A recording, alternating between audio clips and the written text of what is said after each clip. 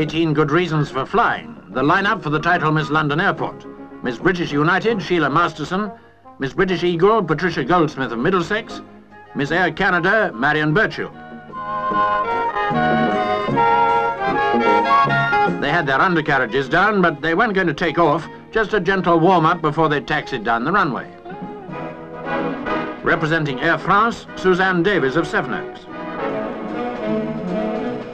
The girl who took third place, Miss BEA, Christine Gray.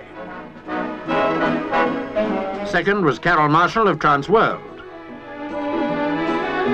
And the judge's choice for Airport Queen, the shapely streamlining of Doreen Ebbage, a 20-year-old ground hostess with KLM. Doreen's first reaction was to grab for a hanky, but surely it's the other girls who ought to be crying.